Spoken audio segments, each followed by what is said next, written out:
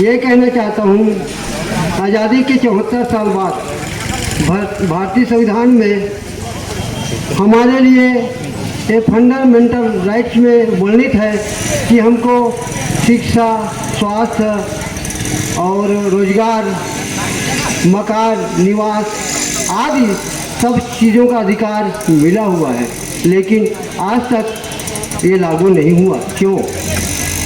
ये सोचनीय विषय है। इस क्षेत्र में निवास करने वाले बहुसंख्यक समाज जो लगभग 99% है, उनका क्या ध्यान नहीं है। लेकिन कुछ लोग, कुछ परसेंट लोग जो जमींदार हैं, जो दाऊ किस्म के लोग हैं, उनका बच्चा पढ़ के आगे निकल गया, पीछे वाले नौकर के नौकर बने रहे, इसलिए इस क्षेत्र के दाऊ लोगों के द्वारा ध्यान नहीं दिया जाता, इसलिए यहाँ अभी तक कॉलेज नहीं खुला है। साथियों, शासन प्रशासन, भारत सरकार की जिम्मेदारी है कि फंडामेंटल राइट होने के बाद भी, मौलिक अधिकार होने के बाद भी इस क्षेत्र में इनकी व्यवस्था नहीं की गई। साथियों, हम जिसको ढोते आ रहे हैं वो सब जानते हैं, उनको कहने की ज़रूरत नहीं है, लेकिन हमारा भी एक कर्तव्य है, हमारे पढ़े लिखे शिक्षित साथियों का, पढ़े लिखे अधिकारी कर्मचारियों का भी एक कर्तव्य है, आने वाले पीढ़ी को जागने दे, जगाने में लगे और जगाए। साथियों, आज यह समाज बद से बदतर होते जा रहा है। आप जनसंख्या के बारे में जानते हैं, ST, ST, OBC की जनसंख्या इस देश में 85% है, किंतु शासन प्रशासन में भागीदारी नहीं के बराबर है, आधा से भी कम है। क्यों? ये चिंतन का विषय है। ये इसलिए कि यहाँ आज जिस मांग को लेकर हम धरना में बैठे हुए हैं, क्यों आज 74 साल के बाद जरूरत क्यों पड़ा? यहाँ अस्पताल की ज़रूरत, यहाँ कॉलेज की ज़रूरत, यहाँ बैंक की ज़रूरत, यहाँ और अन्य चीज़ों की ज़रूरत, इसलिए हम कुछ लोग यहाँ आए हैं, कुछ लोग जगाने आए हैं। आप लोगों को जागना होगा, तभी ये अधिकार मिलेगा। साथियों, कहा जाता है तन मन धन सब जीवन। साथियों, स्वास्थ्य अच्छा रहेगा तो मन अच्छा रहेगा, मन अच्छा रहेगा तो हम काम के काबिल रहेंगे, तब हमका हमारा जीवन, धन आएगा तो हम धन से आगे बढ़ेंगे और धन के बाद हमारा जीवन स्तर आगे बढ़ेगा।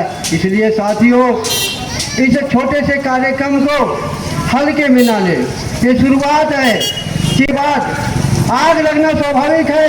हमारे समाज में जागरण चालू हो गया है, किसान आंदोलन जगह जगह चल रहा है। उसी तारतम्य में क्षेत्र में अनुसूचित जाति जनजाति, अन्य पिछड़ा वर्ग या सामान्य गरीब वर्ग की परिवार 99% आबादी रखता है और यह समाज का आज़ादी के 70 सालों में जिस स्तर पर सामाजिक, आर्थिक, राजनीतिक, शैक्षणिक विकास होना चाहिए वह नहीं हो पा रहा है, जिनका कारण है इस क्षेत्र में उच्च शिक्षा की व्यवस्था नहीं होने के कारण जो सामाजिक स्तर पर जो समाज के लोगों का विकास होना चाहिए वह नहीं हो पा रहा है। और सरकार भी नहीं चाहती कि यह समाज के लोगों का सामाजिक स्तर, आर्थिक स्तर, शैक्षणिक स्तर और राजनीतिक स्तर ऊपर उठे। क्यों नहीं चाहती? इस बात को आप लोगों को समझने की जरूरत है, क्योंकि यह समाज पढ़ लिख लेगा, अपने मान सम्मान के बारे में समझेगा, अपने हक अधिकार के लिए लड़ेगा। इसलिए यह समाज को शिक्षा से दूर रखना है, ऐसा इन सरकार की मानसिकता है। और ऐसी सरकार की मानसिकता है क्योंकि यह दोनों सरकार है, सामंतवादी सरकार है और सरकार नहीं चाहती यह वर्ग का विकास हो, क्योंकि यह समाज पढ़ लिख लेगा तो अपने हक अधिकार के लिए लड़ाई लड़ेगा। यह समाज पढ़ लिख लेगा तो विधायक और सांसद बनने की बात कहेगा।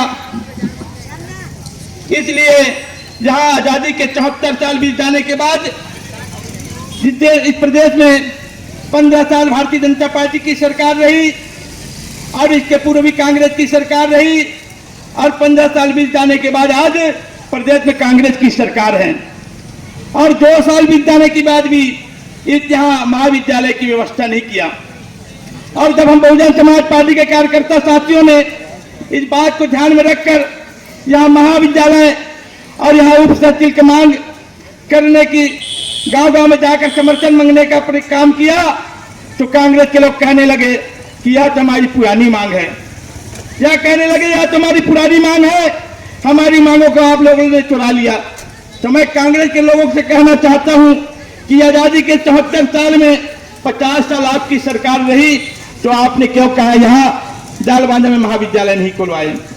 हमने कभी कांग्रेस के बैनर चले इस मांग को कभी हमने पेपर के माध्यम से पढ़ने को हमें नहीं मिला। जब बहुजन समाज पार्टी के लोगों ने इस मांग को उठाया तो कांग्रेस के लोग कहने लगे कि यह तो कांग्रेस की मांग है और कुछ भारतीय जनता पार्टी के लोग भी कह रहे हैं कि यह मांग तो बहुत पुराना मांग है, कोमल कोठारी की जमाने की मांग है। तो हमने तो कभी पेपर टीवी के माध्यम से हमको पढ़ने को नहीं मिला, ना सुनने को नहीं मिला। साथियों, ऐसा कहकर इस क्षेत्र की जनता को गुमराह करने का प्रयास कर रहे हैं। साथियों, इस क्षेत्र की जनता को समझने की जरूरत है और कांग्रेस और भारतीय जनता पार्टी की नीयत को समझने की जरूरत है। और मैं तो कहना चाहता हूं साथियों, इस मंच के माध्यम से कहना चाहता हूं, कांग्रेस और भारतीय जनता पार्टी कोई अलग अलग पार्टी नहीं है। विचारधारा के आधार पर दोनों पार्टी एक है और एक ही परिवार की पार्टी है। कभी कांग्रेस की सरकार बनती है तो कभी भारतीय जनता पार्टी की सरकार बनती है। मैं तो पहले जब कांग्रेस का सरकार था तो उस समय भारतीय जनता पार्टी के लोग कहते थे अगर भारतीय जनता पार्टी की अगर सरकार बनेगी छत्तीसगढ़ में तो हम तो जितने भी कांग्रेस के राज परिवार के लोग हैं उनको जंगल में भेजेंगे, यह कहता था। परंतु साथियों, कांग्रेस की सरकार खत्म होने के बाद 15 साल तक भारतीय जनता पार्टी की सरकार रही तो वही कांग्रेस के लोग जिन लोग कांग्रेस में राज किए उन्हीं लोग भारतीय जनता पार्टी में नंबर 1 की नेता बन गए, नंबर 1 की नेता बन गए। और कांग्रेस के जो राज परिवार के लोग थे जो दूर दराज में नौकरी करते थे वो भारतीय जनता पार्टी के शासन काल में और नजदीक में आ गए। और लोधी कुर्मी कांची कलार अनुसूचित जाति जनजाति के लोग जो शहर के आसपास नौकरी करते थे और भारतीय जनता पार्टी की सरकार बनने के बाद उनको जंगल में भेज दिया गया, जंगल में भेज दिया गया। तो मेरा बताने का मतलब यह है साथियों, कांग्रेस और भारतीय जनता पार्टी कोई अलग अलग पार्टी नहीं है, दोनों एक ही परिवार की पार्टी है। आप लोगों को समझने की जरूरत है, आप लोगों को समझने की जरूरत है। विचारधारा के आधार पर, कार्य के आधार पर कांग्रेस और भारतीय जनता पार्टी एक पार्टी है, कोई अलग अलग पार्टी नहीं है। परंतु आजादी के 70 सालों में तब कांग्रेस और भारतीय जनता पार्टी के लोगों ने अनुसूचित जाति जनजाति में पिछड़े वर्ग का और सामान्य गरीब परिवार का विकास नहीं किया, तब बहुजन समाज पार्टी के संस्थापक माननीय कांशीराम साहब को विचार करना पड़ा कि जब तक इस समाज का जो राजनीतिक मानसिकता भी नहीं आएगा तब तक यह समाज का विकास होने वाला नहीं है। इसलिए साथियों, 1844 में 1884 में माननीय कांशीराम साहब के द्वारा बहुजन समाज पार्टी बनाने की जरूरत पड़ी। अगर कांग्रेस और भारतीय जनता पार्टी ने अगर इस वर्ग का अगर विकास कर दिया होता तो बहुजन समाज पार्टी बनाने की आवश्यकता नहीं पड़ती। साथियों, आप लोगों को समझने की जरूरत है, आप लोगों के हित को ध्यान में रखकर बहुजन समाज पार्टी बनाया गया है, आप लोगों के हित को ध्यान में रखकर बहुजन समाज पार्टी बनाया गया है और आप लोगों के हित को ध्यान में रखकर आज यहाँ धरना प्रदर्शन किया गया है। साथियों, आप लोगों को लगता है कि बहुजन समाज पार्टी छोटी मोटी पार्टी है, आप लोगों को जरूर लगता है, परंतु मैं आप लोगों को बता देना चाहता हूं कि बहुजन समाज पार्टी देश का 3रे नंबर की राष्ट्रीय दल है और राष्ट्रीय दल की मान्यता ऐसे अपने आप में नहीं मिलता। आप जैसे मतदाताओं की वोट के माध्यम से राष्ट्रीय दल की मान्यता मिला है, राष्ट्रीय दल की मान्यता मिला है। साथियों, आज हमारी छत्तीसगढ़ में 2 विधायक हैं, 5 तक हम बहुत कम वोट के लिए हारे हैं और जहाँ 3रे नंबर पर भी है वहां हम 36,000, 40,000, 45,000 वोट पाए हैं। यह बताने का मतलब यह है साथियों, आप लोग सोच रहे होंगे कि बहुजन समाज पार्टी के बारे में बताने जुल्म इतना बुरा नहीं जितनी बुरी खामोशी है, बोलना सीख जाओ वरना पीढ़ियां गूंगी रह जाएगी, वरना पीढ़ियां गूंगी रह जाएगी। और आज मेरी बसपा के सदस्य ने बोलना सीख गए, इसलिए मुझे पता है कि आने वाली मेरी पीढ़ियां गूंगी नहीं रहेगी, गूंगी नहीं रहेगी। और इसका एक जीता जागता नमूना है कि हम आज जालबांधा वासियों आपके लिए मैं आज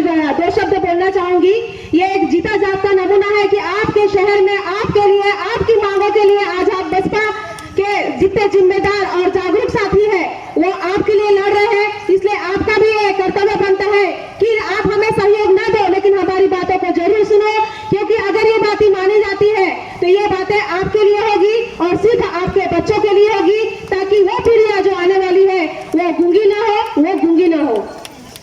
धन्यवाद। समस्त समय समय पे जन्मे सभी महामानवों को मैं कोटि कोटि नमन करती हूँ और मान्यवर जी के लिए 2 लाइन उनके सम्मान में। वो कोई और चिराग होते हैं, वो कोई और चिराग होते हैं जो हवाओं से बुझ जाते हैं, वो और कोई चिराग होते हैं जो हवाओं से बुझ जाते होंगे। हमने तो जलने का हुनर भी तूफानों से सीखा है, हमने तो जलने का हुनर भी तूफानों से सीखा है। ये हमारे पार्टी के संस्थापक माननीय कांसीराम जी ने कहा है, हम उन्हीं के मार्गदर्शन में चलते हैं, इसलिए तूफानों से टकराना हमें आता है, तूफानों से टकराना हमें आता है। सीधी सी 5 सूत्रीय मांगों को लेके आज हमारी बहुजन समाज पार्टी के बैनर तले जो मांगे हैं उस मांगों को मैं दोहराना चाहूंगी साथियों। बहुत कम समय में मैं अपनी बातों को रखना चाहूंगी और ये जितनी भी मांगे हैं वो हमारे जालबांधा के वासियों के लिए है, वहाँ के बच्चों के लिए है, वहाँ के किसानों के लिए है। हमारी पहली मांग है महाविद्यालय कॉलेज खुलने से क्या होगा। पहली जो मांग है महाविद्यालय खुलने की, तो उससे किसको लाभ मिलेगा, क्या लाभ मिलेगा? तो उसका लाभ है खुलने से मध्यम वर्गीय गरीब परिवार के बच्चों को अपने ही क्षेत्र में उच्च शिक्षा प्राप्त होगा, जिससे जीविका उपार्जन को, उनके व्यवसाय को करने की योग्यता निर्माण होगा। उस चीज को मैं बहुत सरल शब्दों में कहना चाहूंगी।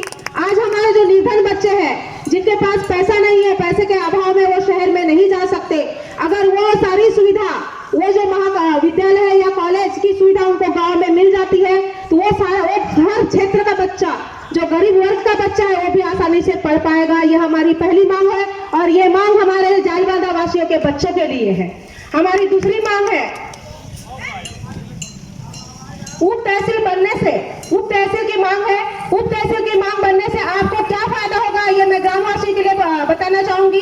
उप तहसील बनने से युवाओं को रोजगार का अवसर प्राप्त होगा, जैसे कि फोटोकॉपी की दुकान, किराना स्टोर, सब्जी मार्केटिंग व अन्य व्यवसाय को बढ़ावा मिलेगा। ये मांग आपके लिए है, आपको भी हमें साथ देना चाहिए। हमारी तीसरी मांग है उप स्वास्थ्य केंद्र। अगर साथियों यहाँ उप स्वास्थ्य केंद्र बन जाता है, हम तो राजनांदगांव से आए, दूर दूर से आके आपके लिए संघर्ष कर रहे हैं, इसका सीधा सीधा फायदा यहाँ बैठी जो मेरी बहनें, मेरे बच्चे, मेरे भाई सुन रहे हैं, उनको ये फायदा होने वाला है। हो सकता है अभी का जो कोरोना रूपी जो लादा गया है, हम पे बीमारी का जो आतंक लादा गया है, मुझे नहीं लगता कि ऐसी कोरोना वाली बीमारी होती, वरना मैं वहां से यहाँ तक आज तक बीमार पड़ जाती। भगवान न करे कि ऐसा हो कि जहाँ 10 बिस्तर के अलावा 15-20 लोग बीमार पड़ जाए, उस स्थिति में आप क्या करेंगे? क्या हमारी ये मांग जायज है या नहीं है? 10 बिस्तर के स्थान पे अगर 30 बिस्तर हो जाए तो कैसा रहेगा? ये हमारे गाँव वासियों के लिए है। और हमारी चौथी मांग है जिला सहकारी केंद्रीय बैंक। जिला सहकारी केंद्रीय बैंक खुलने से वे लोग जो अपने पैसे जमा करने के लिए शहर में जाते हैं, अपना धान बिक के जो पैसा रखते हैं, आते समय उनके साथ ये अनहोनी होती है।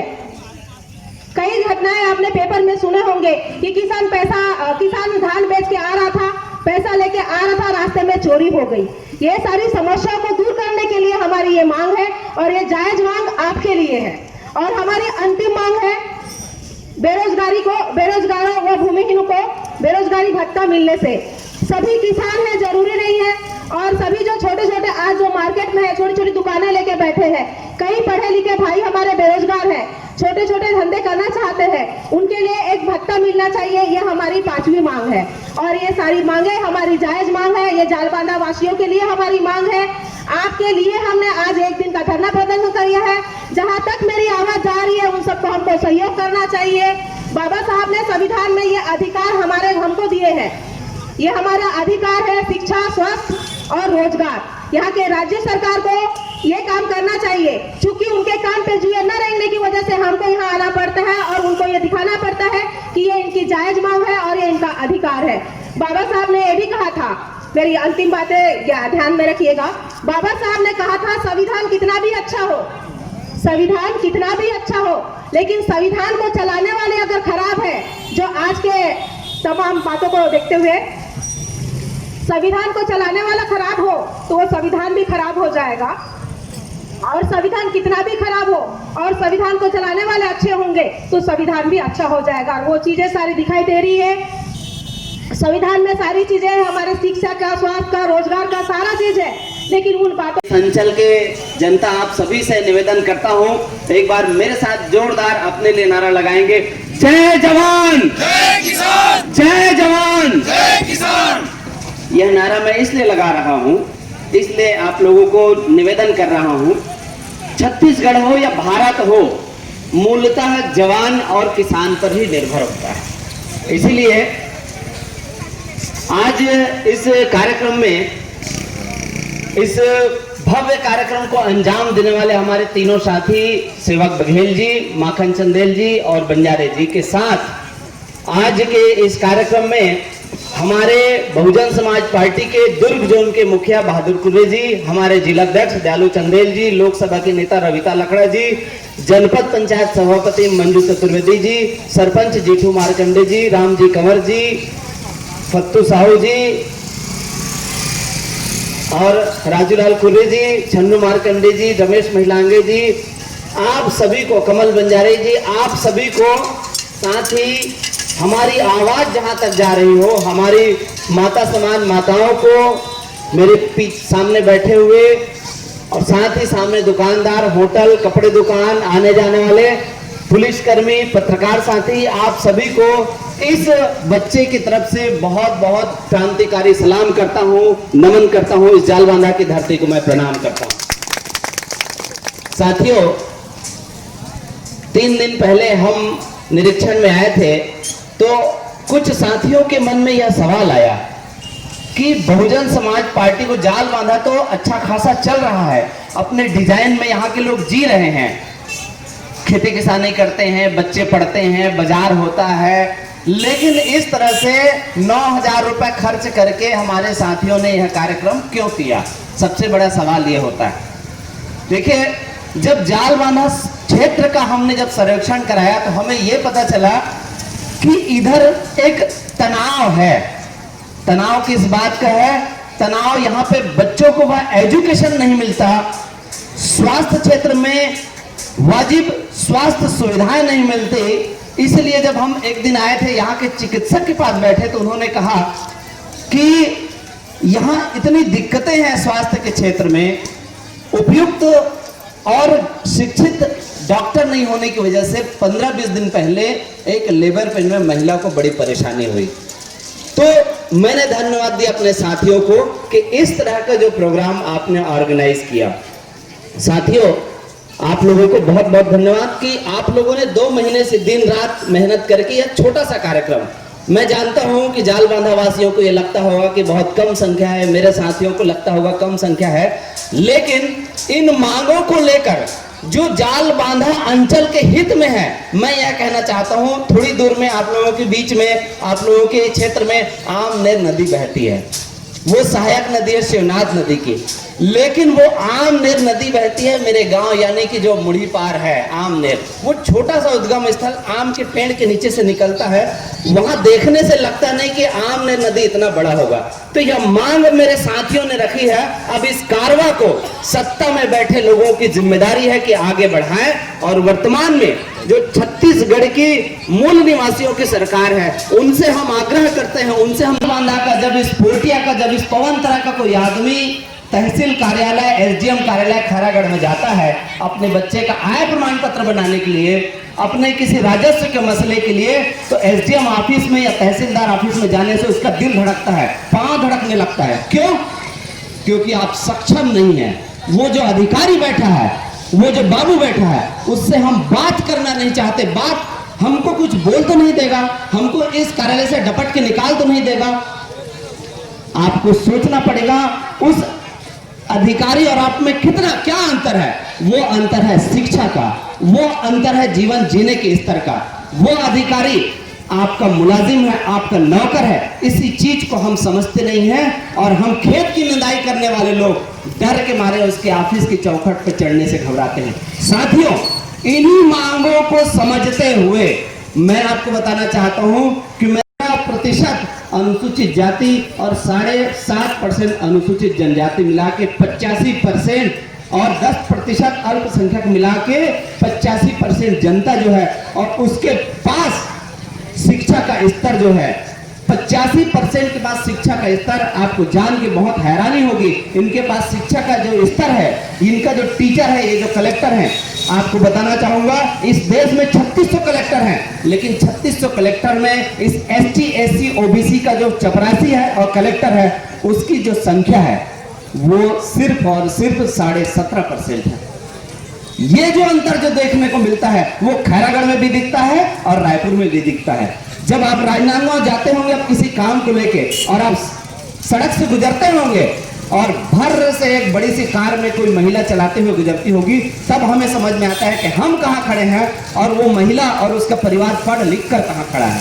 साथियों, जाल बांधा के हमारे साथियों ने इन्हीं चीज को समझते हुए महाविद्यालय के क्षेत्र में यह मांग रखी कि जिन उच्च शिक्षा के लिए रुंगटा कॉलेज आप भिलाई जाते हैं, नेहरू कॉलेज डोंगरगढ़ जाते हैं, इंदिरा कला संगीत विश्वविद्यालय खैरागढ़ जाते हैं, उसी शिक्षा को, उच्च शिक्षा को जाल बांधा में लाया जाए तकनीकी शिक्षा के रूप में। साथियों, मैं आपको बताना चाहूंगा, मैं इसी बहुजन समाज पार्टी में पला हूं, बढ़ा हूं, और मेरे इसी मंचस्थ और मंच के नीचे साथियों की बदौलत मैं जिला पंचायत सदस्य निर्वाचित हुआ। और आपको मैं बताना चाहूंगा, बाद में आप सबके आशीर्वाद के बदौलत मुझे सहकारिता और उद्योग विभाग में जिला पंचायत में सभापति बनने का मौका मिला। इसी तारतम्य में आपसे कभी अलग से बात करने का मुझे मौका नहीं मिलेगा। मैं कुछ बातें आपके सामने रखना चाहता हूं। सहकारिता विभाग में बहुत सारे विभाग होते हैं, मत्स्य पालन विभाग होता है, ग्रामोद्योग विभाग होता है, खादी ग्रामोद्योग होता है, हाथ करघा विभाग होता है, अंत्योदय विभाग होता है। सिर्फ 50 पैसे के सालाना दर पर जिला पंचायत के विभागों से आपको लोन मिलता है। समूह के महिलाओं को, मेरे युवा बेरोजगार साथियों को लोन मिलता है। बताइए कितने लोग लेना चाहते हैं? मैं आपको बताना चाहता हूं, 1 साल से मंचों के माध्यम से, व्हाट्सएप के माध्यम से और पेपर के माध्यम से मैं निवेदन कर रहा हूं। आपको जान के बहुत हैरानी और परेशानी होगी कि सिर्फ 33 आवेदन पिछले 1 साल में मिले जिला पंचायत में। सहकारिता विभाग में जहां से लोन प्रोवाइड मैं करता हूं, वहां से सिर्फ 33 आवेदन मिले हैं। तो सैंक्शन कितना होगा?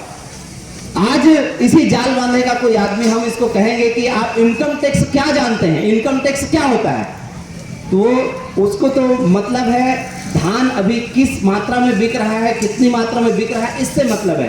तो दूर दूर तक इनकम टैक्स और रिटर्न कैसे भरा जाता है, इस जाल बांधा वासियों को नहीं मालूम है, जाल बांधा अंचल को नहीं मालूम है। हम आपसे ये निवेदन करते हैं कि अपने बच्चों को, आपके बच्चों को तकनीकी शिक्षा दिलाने के लिए महाविद्यालय का आंदोलन हमारे साथियों ने चलाया है।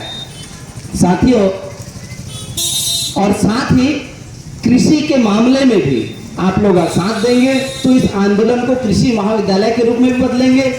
ज्ञापन देते हुए हमने एक बहुत मांग रखी। पहले डॉक्टर भंडारी करके हुआ करते थे, यहाँ पे MBBS डॉक्टर हुआ करते थे, अब थे नहीं, मैं नहीं जानता, पहले हुआ करते थे। वो एकमात्र MBBS डॉक्टर थे। उनके जाने के बाद स्वास्थ्य व्यवस्था जो है जाल बांधा की ऐसी बैठी है, ऐसी चरमराई है कि वो उठने का नाम नहीं ले रही। साथियों, हमने तो छोटी सी नदी बहा दी है, अब आप उसको बड़ी नदी का, उबाल वाली नदी का काम देना आपको बाकी है। साथियों, उसी तरीके से आज मनरेगा में भी आप काम करते हैं, सहकारी समिति में आप धान बेचते हैं, तो आपको छोटे से छोटे काम के लिए आपको कहाँ जाना पड़ता है? खैरागढ़ जाना पड़ता है, राजनांदगांव जाना पड़ता है। तो इसीलिए उस बैंकिंग दबाव को कम करने के लिए मैंने जिला पंचायत में भी प्रपोजल रखने का फैसला किया है। और आज जो मेरे साथियों ने यह धरना का प्रपोजल रखा, तो तीसरे नंबर की जो मांग रखी है, आपके सहकारी बैंक की स्थापना जाल बांधा में होनी चाहिए। साथियों, कोई भी जनप्रतिनिधि आपके बीच में आता है, चाहे सांसद हो, विधायक हो, आप लोग सरपंच के माध्यम से, सरपंच नहीं तो आप लोग अपने माध्यम से इन ज्ञापनों को उन तक पहुंचाएं और अपने क्षेत्र को आगे बढ़ने में अपने योगदान दें। साथियों, उप तहसील की मांग चौथे नंबर पर है। क्या आपको मालूम है कि उप तहसील जैसे बन जाता है जाल बांधा, तो आपको क्या क्या फायदा होगा?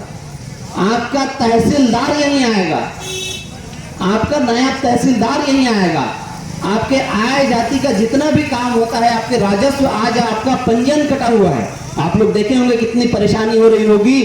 कोई पेटी का रहने वाला है, कोई पवन तरह का रहने वाला है, 2 गांव में उसकी खेती, एक ही गांव में खेती है, किसी का 4 एकड़ खेत है तो उसका 1 ही एकड़ का पंजीयन है। जिसको 44 कट्टा धान बेचना है, जिसको 100 कट्टा धान बेचना है, उसका 12-12, 15-15 कट्टा आया। साथियों, आप लोगों को जानना पड़ेगा कि यह अंतर क्यों है। और जब आपके पास, शासन के पास तमाम आपने गिरदावरी रिपोर्ट, तमाम रिपोर्ट आपने रखी है अपने पास, तो फिर मेरे किसान भाइयों को, जिनको तहसील ऑफिस में जाने से एक घबराहट महसूस होती है, आप उनको चक्कर लगवाए जा रहे हैं, ये क्या तमाशा है। इन्हीं चीजों को समझने के लिए इस चाबी को आपके हाथ में लेना पड़ेगा। और इस परेशानी में कमी तब आएगी जब आपका जो तहसील कार्यालय है वो जाल बांधा आ जाएगा। साथियों, एक बड़ी मांग जो आप देख रहे हैं, 80 करोड़ जनता को, इस देश की जनता को पीडीएस के माध्यम से 2 वक्त भोजन करने का अधिकार 2013 में मनमोहन सिंह की सरकार ने दिया, और वो एफसीआई के माध्यम से केंद्र सरकार पूरा करती है। अभी आप लोग देख रहे हैं, दिल्ली इतनी ठंड में उबल रहा है, किसान आंदोलन चल रहा है। बड़ा सवाल आता है कि पंजाब, हरियाणा, राजस्थान और पूर्वी उत्तर प्रदेश के किसान ही उस आंदोलन में क्यों शामिल हैं। मैं एक जगह बैठा था तो नागपुर से एक आदमी आया जिसका गाड़ी का एक्सीडेंट हो गया था। तो ये चाचा जी जैसे बैठे हैं, धोती में छोटा सा पंछा डाल के बैठे थे, बैंक में, सहकारी बैंक की बात है। तो उन्होंने मुझसे कहा, साहू जी ये बताइए कि जिस चीज को लागू नहीं किया जा सकता,